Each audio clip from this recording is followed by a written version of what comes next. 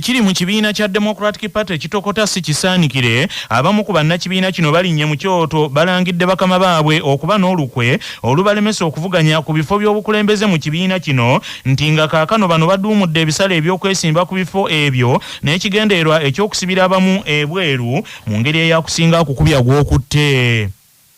Ensonda munda mu kibiina kya DP zitegeezezza laadiyo ya Kabaka Kyabassa mujugumiza ggwanga nti omukulembeze w'ekibiina kino ng'ate ye minisita owa ssemateeka n'obwenkanya mu gavumenti ya Uganda Norbert Mao ne ssaabawandiisi ow'ekibiina kino ekya DP Dr. Blacks Gerald Siranda balina ekiteeso kye batembeeta kaakano nga bakitadde ku mmeeza nga baagala omuntu avuganya ku bwa pulezidenti ow'ekibiina kya DP akwate mu nsawo aweeyo akavangataka bukadde bw'ensimbi za Uganda 20 okuva ku bukadde 5 bwe baasembayo okusasula omulundi oguyise.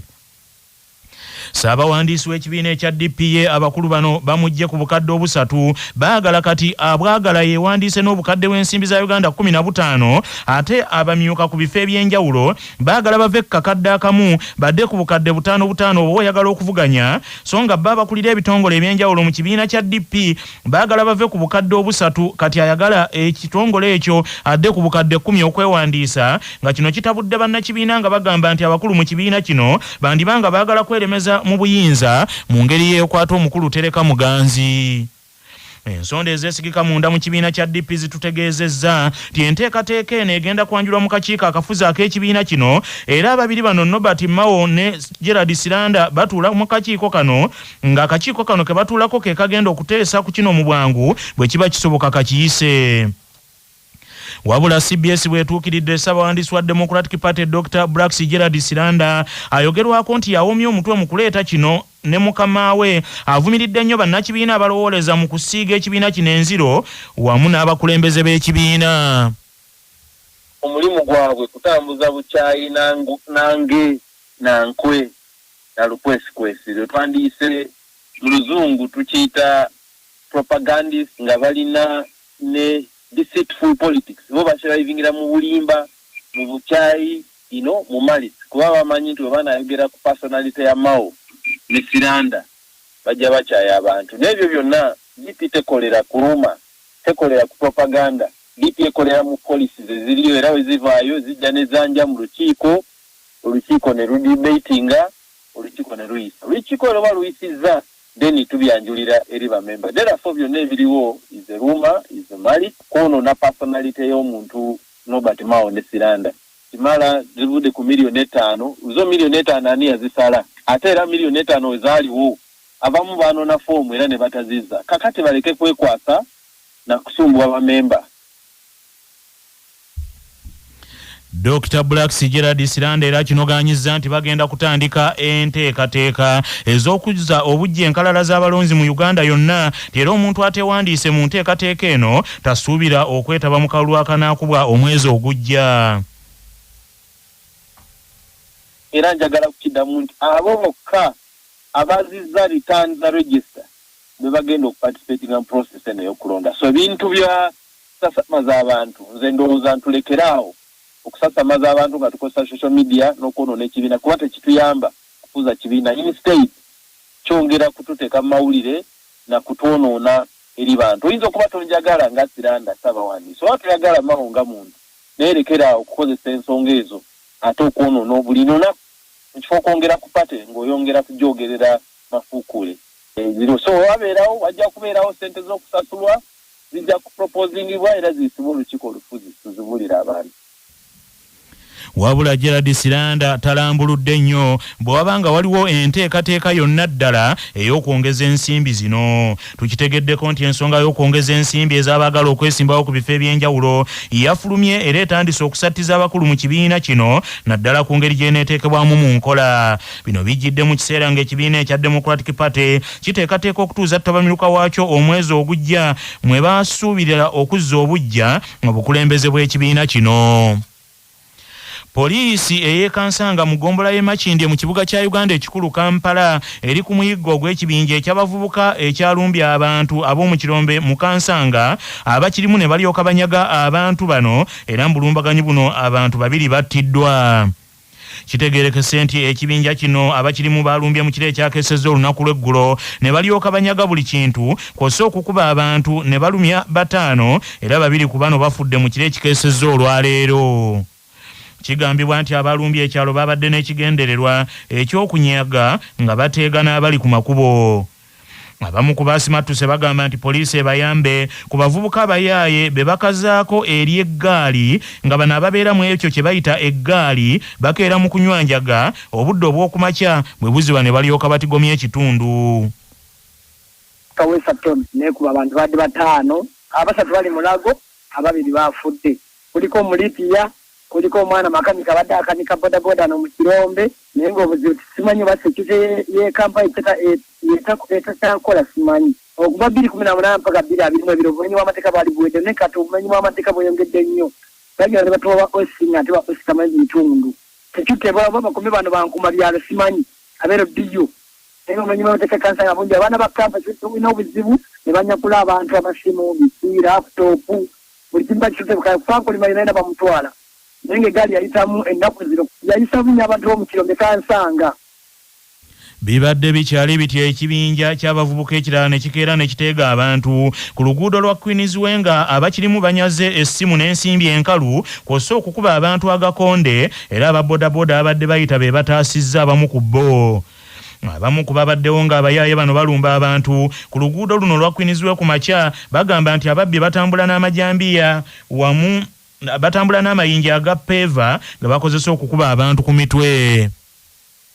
Kumacha kiro Queen's Way yonna okuva ebasemako amataala kataasiza omukazi nga omukazi bamuliwa mukuba bamuggyako masimu oluguudo olwo tekukyali musirikale yenna alawuna abantu kubayamba okuva ku ssaawa okutuuka kulawuka okutuuka ebakuleetawo lya wansi embeera mbi kumacha bakedde kuba abakiraayi bakasuka amanja batasa bannaabwe badduka badde eringa ku kitala kyaki wala abavubuka abatuulawo wa poliisi ya usaafi ekola kino y'okulukottawa nze sibitegeera mwana abaye balinga ng'oba bulunzaawo. Ssekamwa wa poliisi mu Kampala n'emiriraano Patrick Onyango bw'atuukiriddwa ku nsonga eno agambye nti abadde tebannafuna alipoota nzijuvu ekwata ku mbeera eno ey'abakambwe abeeyita eggaali abagenda balumba abantu nga babakuba n'okubanyaga.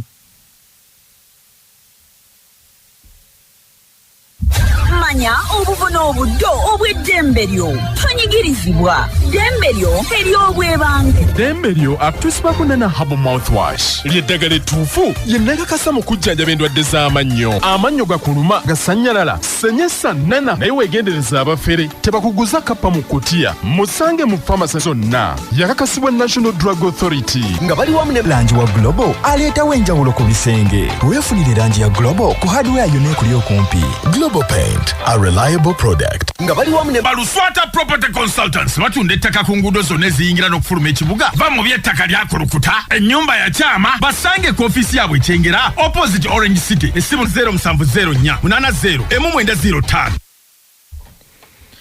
Buli munnayuganda alina eddembe okuddukira mu kkooti singa wabeerawo etteeka eriyisibwa nga limunyigiriza ng'omuntu nga munnamateeka Budalla Kiwanuka bw'annyonnyola.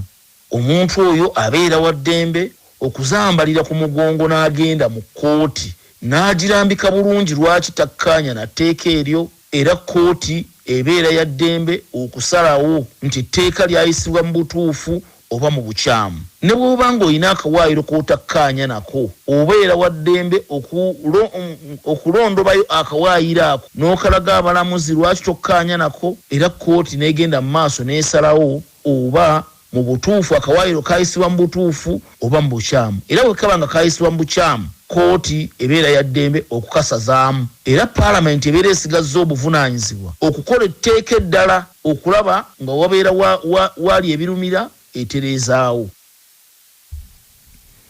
Bannabyabufuzi ku njuyi ez'enjawulo wamu n'abatunuulizi ab'ensonga bawabudde ku muwendo gw'ensimbi ogukontana n'ogwo ogwasabiddwa ebitongole by'ebyokwerinda okuli amagye yiso ne poliisi okunyweza ebyokwerinda mu biseera by'akalulu k'omwaka ogujja 2026. Amagye gaagala ensimbi obuwumbi bw'eza Uganda 1,300 okunyweza ebyokwerinda mu kalulu so nga ne poliisi yasabye obuwumbi 1,500 okukola omulimu gwe gumu. Poliisi egamba nti ensimbi zino obumbi 150 ezaagala okuwandiisa abasirikale abanaakuuma akalulu aba Special Police Constables abawerera ddala 1,000 era bano poliisi yayisizza dda ekirango abaagala okutandika okutendekebwa beewandiise. N'ebitongole okuli eyayiso eso wamu n'ebirala nabyo byagala ensimbi okunyweza ebyokwerinda mu kalulu kano. Minisita w'ebyensimbi ku ludda oluvuganya gavumenti era omubaka owa municipal ekira mu parliament Bulayimu Ssemujjunganda agambye nti Uganda buli omu yagifuula mulyo.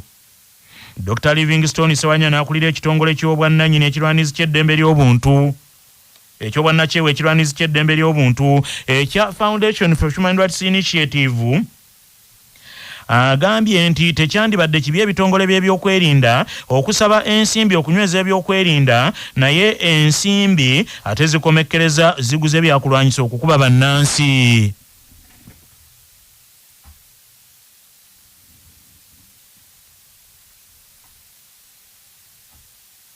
Obuvunaanyizibwa bw'okukuuma akalulu buteekeddwa ku poliisi yerina obuvunaanyizibwa ng'ekolera wamu n'akakiiko k'ebyokulonda era abalala ng'amagye n'ebitongole ebirala biyitibwa buyitibwa kuyambako. N'olwekyo bwe bitandika okusaba ensimbi nga biraganga byo bye birina obuvunaanyizibwa kibanga ekiraga nti nabo bafuukidde ddala bannannyinimu kyendowooza nti kikyamu era kyekireetedde obuvuyo nga bwe twalaba mu kulonda kwa Kawempe North. Tulina okutunuulira ebitongole ebyo ng'amagye n'ebitongole ebirala ebyokwerinda ng'ebiyambi obuyambi era ebitandibadde bisaale mu kukuuma akalulu kubanga bye bireetera ddala obuvuyo n'okutulugunya abantu kwe tulaba okubeerawo mu kulonda. Julius Mukunda akulira ekitongole ky'obwannakyewa ekirondoola obwanjulukufu mu mbalirira y'ensi eno ekya Civil Society Budget Advocacy Group agambye nti nga tewabaddewo okusomesa kwa muggundu okw'ebitongole by'ebyokwerinda bino ku ddembe ly'obuntu ebigenda okubeera mu kalulu okujja bigenda kusingako ku byali e Kawempe gye buvuddeko bannansi bangi nti bagenda kukubwa. Ekituufu kiri nti mu budde bw'obululu obuvuyo bubeera bungi ate obuvuyo obuva mu ludda zonna bano ba politicians baffe baagala kukola ebintu ng'ebimenya amateeka oyagala abaserikale 10 naye ensimbi eziriwo zigwa abaserikale 5 bokka. Ndowooza nti bwobanga weetaaga abaserikale 10 ne babakuwa kitegeeza nti ojja kufuna amaanyi amalungi agasobola okukuuma eddembe kyekikulu. Naye ekirala nti kati emigo gy'obadde okukuba nga muli bantu 5 bokka kati mujja kubeera nga muli bantu 10 abakuba emigo. So ensimbi ndowooza ze babawadde zandibadde ne bajja kwendala okusomesa abakuumi b'eddembe bakoze batya okulabira ddala nti tebakuba abantu nnyo. Omubaka wa Busujju mu Parliament Lukyamuzi David Kalwanga alabudde nti ebitongole by'ebyokwerinda buli kimu okusaba ensimbi ezaakyo okukuuma ebyokwerinda mu kalulu ke kamu kyoleka ddala lwatu nti akalulu k'omwaka ogujja lugenda kubeera lutalo lwennyini.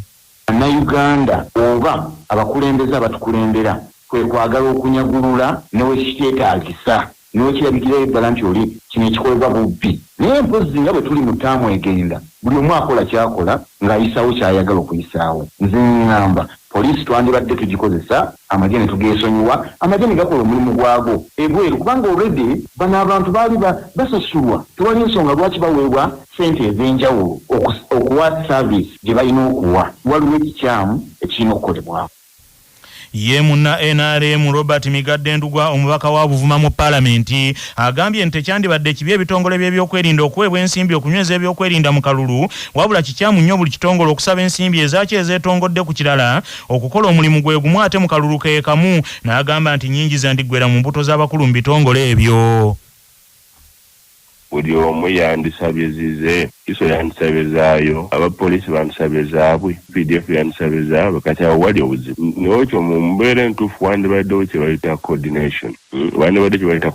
Budget yandize emu ng'egamba nti eno ya security. Otherwise oyinza okusanga tuddemu ng'abantu bonna bakuuma kyekimu. Abapoliisi akuuma kyekimu, owaayisa akuuma kyekimu, owa UPDF akuuma kyekimu. Oyinza n'okusanga ate omutakoze mulimu gwe naye ng'ate aweereddwa ssente. Kuba poliisi bwe n'amanya nti awo waliwo UPDF yinza okugamba ate ffe tukimawo ki. buli Uganda lwebanga egenda mu kalulu wazze wawulirwawo amaloboozi okuva mu bannansi nga beemulugunya ku buyinza n'obuvunaanyizibwa bw'ebitongole by'ebyokwerinda mu kalulu kubanga abamu ku bannamagye n'abapoliisi bazze banokolwayo mu kwenyigira obutereevu mu kubba obululu okukwata abeesimbyewo wamu n'okubuzaawo ba ejenti baabwe.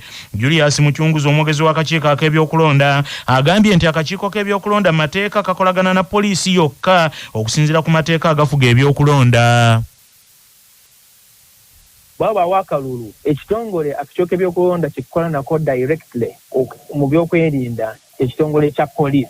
Ekitongole kya police kirina eddembe muteekera okubaako n'ebitongole bikola nabyo okulaba nti waliwo obutebenkevu n'okukuuma amateeka n'ebyokwerinda. Mu kukola ekyo poliisi yesalawo okusinziira ku byetaago byayo byebeera nabyo nga etuukiriza omulimu gwayo mu tteeka ogw'ebyokwerinda n'okukwasisa amateeka.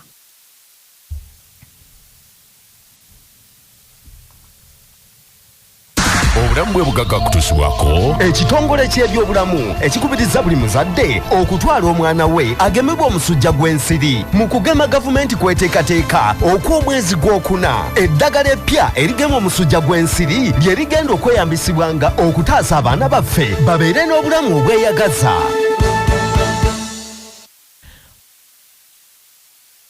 Omulabirizi w'emityana kitaffe mu Katonda Ssaalongo Dr. James Bukomeko akunze bannayuganda bettanira okugema omusujja gw'ensiri kattira okusobola okutaasa obulamu. Omulabirizi akinoganyiza nti obulwadde bw'omusujja gw'ensiri bukosa nnyo ebitundu by'ebyalo olw'ebisaka n'amazzi agalegama ate ng'ensimbi nkumu ezikozesebwa okujjanjaba omusujja. Nze guno ndabanga omukisa eddagala lino nga lizze ate batusomesezza terina buzibu bwonna kubanga abantu baffe oluusi ekyo kye batya buli wawajja ekintu ekipya wabeerawo bingi nnyo byeboogera kino nakiri n'ekita kye batannoonyerezaako. Njagala okwebaza ennyo kubanga guno guba mukisa munene nnyo gya kwongera ebyenfuna byaffe mu maka ate ne mu ggwanga lyaffe kubanga ssente ziteekebwa ku kujjanjaba ziba nnyingi nnyo. Ebigambo bya Kabaka era nga bya nsonga eby'enkizo. Tubasaba tulekera okwekubagiza n'okwenyooma. Tusaba abantu baffe beegatte era buli omu ayagale munne era ayagalize munne ebirungi.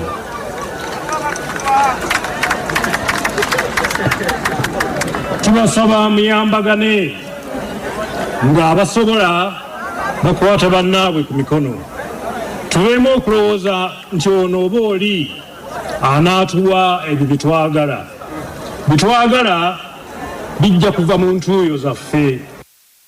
Amawulire g'ebyemizannyo mu mawulire gaffe agacya Basafama gakutuusibwako Sedika Real Estate abatunda n'okugula ettaka ku nguudo ez'enjawulo mu Uganda yonna. Basangibwa ku Galuleba Building ewa Kiso. Essimu noti 7 noti 2 339 377 nga bali wamu ne Light High School Esseguku Katale. Abeegulidde erinnya mu kuyisiza waggulu abaana mu Arts ne Sciences lyadde ne boarding ery'abawala n'abalenzi. Saako pikipiki Honda 2025 ne 1010 SC nkola ya mu Japan. Empya tuku ogifuna ku kibanja mpola erugogo opposite ne DHL oba mu Ndeba opposite Equity Bank.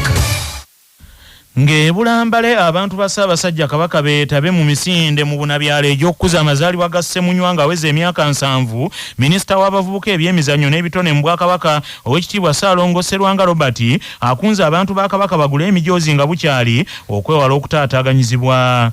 Abantu ba Kabaka mu kiseera kino beetegekera okujaguza amazaalibwa g'empalabwa ng'eweza emyaka 7 nga amazaalibwa gakulembeddwamu ebikujjuko omuli okuggulawo ekizimbe ku ssomero lya St. Peter's Secondary School Bombo Kalule e Bulemeezi ekyabbuddwamu Kabaka Ronald Muwenda Mutebi owookubiri nga 4 ogwokuna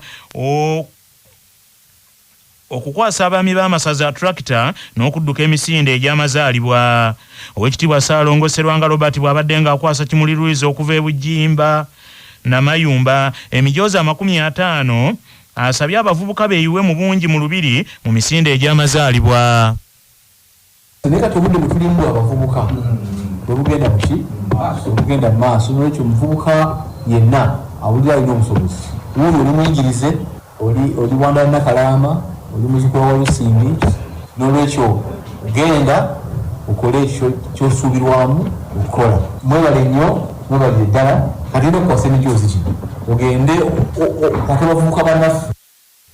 Kimirirwiza ategeezezza nti ng'abavubuka kibakakatako okuwagira byonna ebikolebwa embuga. Omulamwa Kabaka bwe yatutumye omwaka guno gwe kukubiriza abasajja oba abaami okulwanyisa akawuka akamukenenya sobole okutaasa abaana ab'obuwala. Ng'era nkubiriza abavuka bannange yenna ndaba tujje tujjumbire emisinde gino eno era tulage Kabaka nti tuli mu kulwana okuzza Buganda ku ntikko. Nga Kabaka waatugamba nti omulimu gw'okuzza Buganda ku ntikko si gwa muntu omu, ti buli omwaso okukwatako waakutte. Mbadde nsaba twekuume. Ebyongo bitadde ku mabbali Kilabu Express FC mukwano gw'abangi egukyangira mu liigi y'ababinywera eya Uganda Premier League eri mu kaseera kazibu ddala olw'abazannyi baayo abayingidde akeediimo nga balumiriza kilabu eno obutabasasula musaala ebbanga kati eriwera. Okuva olunaku lw'eggulu abazannyi b'Express baaganye okwetaba mu kutendekebwa okwa kilabu eno era kitegeerekese nti bano babanja omusaala okuviira ddala ku gw'omwezi ogw'e11 omwaka oguwedde. Mu mbeera y'emu abazannyi bano era bamaze akaseera nga tebafuna nsako yaabwe omuli n'ensimbi ezibatambuza okujja okutendekebwa, ensimbi ezibaweebwa buli lwe wabaawo omupiira oguzannyibwa wamu n'ensako endala. Express mukwano gw'abangi sizoni eno tebinnagitambulira bulungi ng'emipiira 21 gye yaakazannya ekubiddwa emipiira 9 ewanguddeko emipiira 8 n'egwa amaliri ga mipiira 4. Wabula abazannyi abatagadde kubaatuukiriza mannya bakakasizza nti ddala ensonga zino baazibulira n'abakulu naye nga bafuuyira ndiga mulere kwe kusalawo beediime era ng'okwediima kwabwe tekuliiko bbanga ggere. Kaakano guno mulundi gwakubiri sizoni eno ng'abazannyi bano beediima olw'embeera ey'obutasasulwa. Express mukwano gw'abangi egenda kukomawo mu kisaawe ku lw'omukaaga nga 5 omwezi guno ng'ettunkane Maroons mu kisaawe Ruzira. Mu katundu kuno kwe kwaffe n'ennono ezaffe eza wano. Ssebwana ow'Olugave gye yagenda yafunayo mwango omwenge ogw'omugenyi we ne bagussa mu nsumbi olwo n'alaba abantu n'agubatikka ne bamukulembera atere yeeyuna okudda mu lubiri okulindirira abagenyi be. Kyokka nnaku ow'effumbe olwalaba nga Ssebwana asimbudde ekigere ku kiwu n'atumira mangu Katumba mutabani wa Mulegeya aleeta omulangira Kimera wa Kyama byomere bisaato mutabani w'omulangira Kalemera omutikkiza nkumbi alinnye ku kiwu alye obwakabaka bw'abajjajjaabe. Nga tugenda mu geebweru sooka ojjukire bino. Olwaleero ennaku z'omwezi ziri lumu omwezi ogwokuna ogwakafuumuula mpawu omwaka ogw'2025.